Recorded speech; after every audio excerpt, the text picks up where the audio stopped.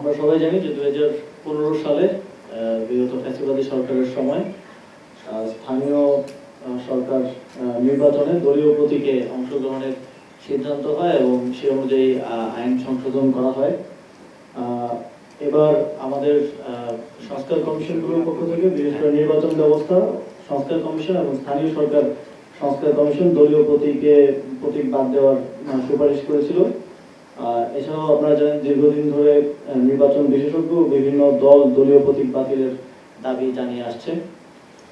তো তার প্রেক্ষিতে সিটি কর্পোরেশন আইন 2015-এর 32 ক ধারা, পৌরসভা আইন 2015-এর 20-এর ক ধারা, উপজেলা পরিষদ আইন 2015-এর 16-এর ক ধারা এবং ইউনিয়ন পরিষদ আইন 2015-এর 19-এর ক ধারা, যেই ধারাগুলোর মাধ্যমে দলীয় প্রতীকে নির্বাচনের সিদ্ধান্ত হয়েছিল সেই ধারাগুলো আজকে বিলুপ্ত করার প্রস্তাব উত্থাপন করা হয়েছিল এবং সেটা উপদেষ্টা পরিষদে অনুমোদন করা হয়েছে। ফলে দলীয় প্রতীকে স্থানীয় সরকার নির্বাচনে অংশগ্রহণ করার আর কোনো সুযোগ নেই। এখন থেকে ইন্ডিভিজুয়াল প্রতীকে স্থানীয় সরকার নির্বাচনগুলো হবে এবং প্রত্যেকটি ক্ষেত্রেই হবে, সেটা সিটি কর্পোরেশন, পৌরসভা, উপজেলা পরিষদ এবং ইউনিয়ন পরিষদ। এবং আপনারা জানেন যে জেলা পরিষদ সরাসরি প্রত্যক্ষ ভোটে যেহেতু নির্বাচিত হয় না, সেখানে প্রতীকের বিষয়টি নেই।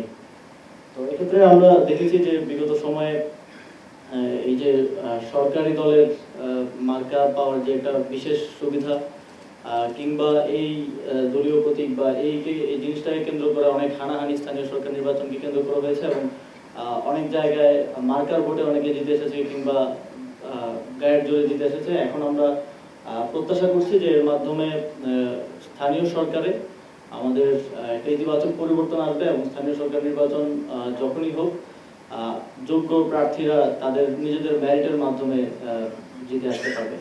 ধন্যবাদ। আমি একটু প্রশ্নটা করতে চাচ্ছিলাম। আমি সুইটি এটি নিউজে আছি।